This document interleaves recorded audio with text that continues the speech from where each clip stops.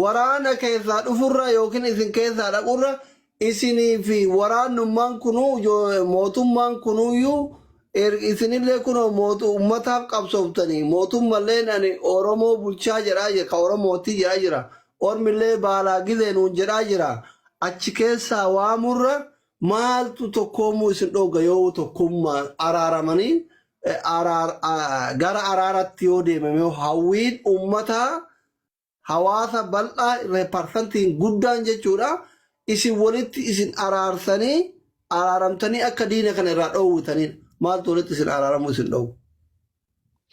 Yaa gaafii bareeda waan kana akkuma isin beektan sooshaal miidiyaa kanarratti anaa ol fayyadamtan jedhee yaada. Nuti waa'ee keessaa malee waa'ee sooshaal miidiyaa kana hedduullee hin beeknu. Dhugaan jirtu waraanichi kun kaleellee nagan barbaada nagan din hadhallee naga barbaada borullee naga barbaada saba kanaaf qabsaa'e sabni kun akka miidhamu hin barbaadu dhugaan takkatti hin jiru.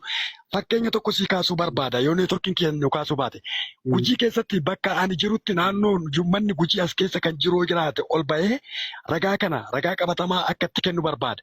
Mana 61 gubate naannoo Gujii bahaa keessatti waan kanaafi ummata Oromoo kana abaa wobotu deebisee deeggarsa ummata kanaatti dhaabate kana osin jedhu gaafa argitee yeroo lammaffaadhaaf mariin Taanzaaniyaa irratti godhamu Zanzibaarii fi Daar es Salaam irratti gaafa mariin kun godhamu odoo argitee waraanichi kun kan nagan barbaanne ta'e abaa woboon udu kan nagan barbaanne taate galaana kana qaxxaamuree gaara kana qaxxaamuree qilleensa addunyaa kanaan marfamte waraana kanaan marfamte kana qaxxaamuree bakka san dhaqqabu ture.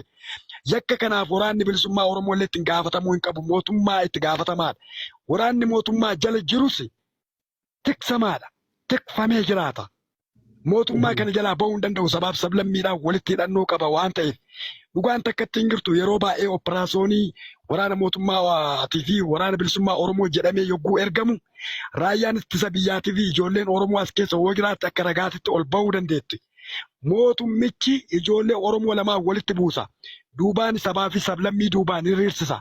Kanaaf Oromoo yoomiyyuu tokko ta'ee mari'achuudhaaf mootummaa kanatu dhiibbaa guddaa irratti gochuutti jira jecha.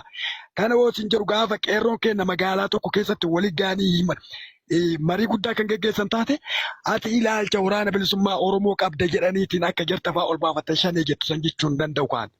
Maneedhaatitti guuranii jecha fakkeenya tokko si fudhachuu danda'a. Uummanni kun darra irratti rakkoon isarra ga'e hin jira. Kanaafi mootummaan uummanni kun rakkatee jira gargaarsa singootaniin karaan banamee yookiin uummata kana dhaqqabuu danda'a ture. Hagammaa karaan banamee hin jiru jechuutti jiran. Mootummaa yeroo hundayyuu uummata waraana bilisummaa kanarratti diroonii naqu haddaan koo harkaa qabaa karaa kana maabbansiisuu dadhabe. Ijoolleen raayyaa ittisa biyyaa keessa jiranii fi kan quuqama Oromoo qaban akka waraana bilisummaa Oromoo akka yookiin waan tokkotti dubbachuun barbaadu akka Oromootitti dubbachuu barbaada. Garaagarummaan jiroo jiraate ijoolleen humna addaa fi raayyaa ittisa biyyaa kan quuqama Oromoo qaban akkasumas kaabineen quuqama Oromoo qabdu ukkaanfamtee jirti mootummicha kanaan. Akka tokko hin taane mootummicha kanatu nurratti dalagutti jira. Kana beekuu qaba Oromoon kamiyyuu. Gaafa ijoolleen magaalaa keessaa kaatee hiriira nagaa baatu kilaasha tutti roobsama rasaasa timbeennetu roobsama uummata darra irratti roobsame kana rasaasa diroonii gubbaa bu'e kan tokkochi rasaasa 86 qabatutti itti bu'e sababa kara deemaan tokko yookiin mucaan meeshaa kana walitti guuree uummata Oromoo isin argaa jedhameef hidhamee jira. Namni kara deemaa jedhamu kan bakka uummanni Oromoo itti doorsifame hunda deemee ragaa bahu hadda ari'amuu yookiin hidhamuudhaaf yookiin ajjeefamuuf doorsisuutti jira. Bakka kana farra guddaa kan uumutti jiru uummata dhuun taane mootummaa biyya bulchuuf hin jedhu kan. Uummanni mootummaa kana jalaa sodaa lubbuutiif ka'uu dadhabee jira. Gaafa uummanni kun hiriira nagaa bahu uummanni karaa lamatti wal qoode. Tokko isa garaa bitame kaabineen kalee oppiidiyoon kalee qeerroo walaba isa baafte bilisa isa baafte hadhallee murna mootummaa san keessa taa'ee garaacha ofiitiif garaa wooqatutti jira jecha.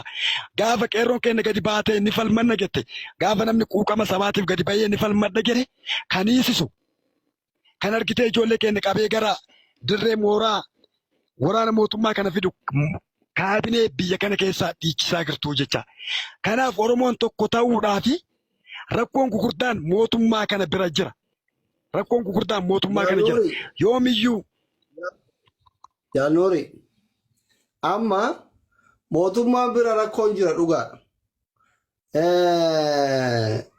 Karakkoo mootummaa jira dhugaadha. Garuu amma osoo mootummaan kunillee ani mootummaa Oromooti jedhu. Osoo isinillee Oromoof qabsooftan. Osoo Oromoon bosonaallee waraana qabna jedhu. Isinillee Oromoof qabsooftan.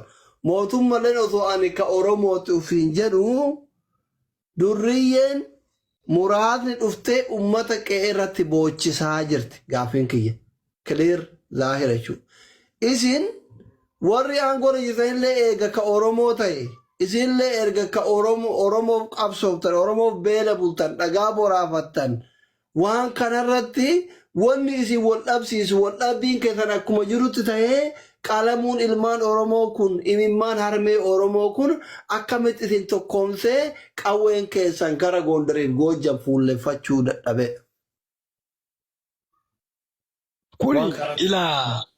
Kuni jecha kalee hoogganaan keenya Jaalmarroon jedhe tokko yookaan yaadattu taate waraanni bilisummaa Oromoo uummataaf dhaabbate bakka argitee durriyyeen bakka argitee yookiin bakka hin beekamne durriyyeen seentee kallattii makamiin iyyuu yookiin Arsii seentee yookiin Baale Maddoolaa Buutiin seentee yogguu durriyyeen namni ijaare hin beekne kuni nama dha'u. Waraanni bilisummaa Oromoo yookiin bakka sanitti qophaa'ee uummatarraa eeguudhaaf hedduu rakkisa. Sababbiin isaa riphee lolaadha. Gama tokkoon kan isin beekuu qabdanii mootummichi kun uummata kanaa fi wabii uummata kanaa erga biyya bulcha jedhe fudhachuun dirqama isaati. Sababbiin isaa mootummaan biyya bulcha jedhu daangaa saba kamiyyuu daangaa sabaaf sablammii kamiyyuu kabachisiisuun dirqama isaati. Kan ammallee woosiin jedhu mootummaan kun erga biyya bulcha jedhe erga waraana bilisummaa Oromoo irratti kan dhiibbaa geessu ta'e hanga shiftaan bakka sanii yaa'eetiin daangaa qaxxaamuree uummata kana doorsisu mootummichi kun eessa jira kan hundaaf iyyuu itti gaafatamaan kan ijaares mootummaa biyya kana bulchu malee wanta diinni bakka birootii cabsee nutti dhufellee hin jiru. Kana jechuun sabaa fi sablammii walitti buusuudha. Tooftaan mootummaan kun hojjetaa jiru maqaa waraana bilisummaa Oromootiin daldalate. Waraanni bilisummaa Oromoo sabaa fi sablammii kamirraayyuu gadoo hin qabu. Saba kamiiniyyuu wallaluu irraa gadoo hin qabu. Impaayera isa gabroonfate mootummaa baraa dhufa dabra mililikirraa ka'ee harma nu muree hadha kunoo morma nu mure kanaani kan wadhaansoon isaa malee daangaa kamiyyuu ce'ee sabaa fi sablammii kamiiniyyuu wallaluu fi ga'eellee osoo hin taane seerichaa mitillee. Kan akka waraanaatittis bakka bu'ee si deebisuu barbaadetti miti akka ajajaa tokkootitti. Garuu barruun isaa kan lafa taa'ee jiru nuti saba kamiiniyyuu ni jaalanna, saba kamiyyuu ni ammanna, saba kamiyyuu akka tuqamu hin barbaannu. Yakka kana muluu kan uume mootummaadha. Uummanni Oromoo kan beeku qaba.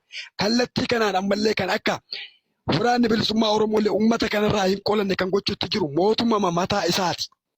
Bakka waraanni bilisummaa Oromoo saba kanarraa dirmatuudhaafi deemutti namni fuuldura foo dhaabbatee dirooniidhaan itti dhukaasu mootummaadha. Dhugaan jirtu kanaaf fudhadhaa. Kanaaf iyyuu waan isiniin jechuu barbaade qeerroof qarreen uummanni Oromoo kan uumama Oromummaa qabu tokko ta'a biyya keessatti.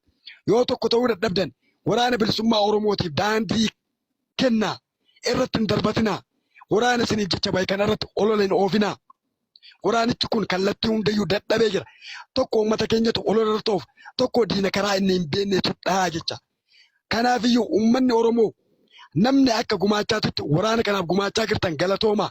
Namni uduu waan beenne waraana kanarratti dhagaa darbataa jirtan bu'aa waraanicha kanarraa bu'aa isiniin jechuu barbaanna. Kana waliin namni gumaacha galatoomaa. Duubarraa wanti ani dhaammadhu tokko jiraate galatoomi yaaslii sirraa bu'uudhaaf anis yeroo hin qabu. Duubarraa wanti ani dhaammadhu tokko jiraate yoo dhuguma Oromoo ijaaruu barbaaddan jaarmiyaan abaa'oo woboo bakka hundatti iyyuu qindaa'ee jira itti dhiyaadhaa waa'ee waraana keessanii baradhaa. Warroonni waraana kanaaf gumaacha godhaa jiru tokko iyyuu dhagaan nurratti darbatutti hin jiru. Warroota diina wajjin harka wal keessaa qabutu dhagaan nurratti darbatu jira. Itti gaafatamaa dhumaati uummata keenyaatii fi mootummaa qofa isiniin jechuu barbaade galatoomaa ulfaadhaa. Hundi keessaniyyuu na uffachaa dogongora qabuuf. Waan isin haa tiksu bakka deemtanitti mirgaan galaa.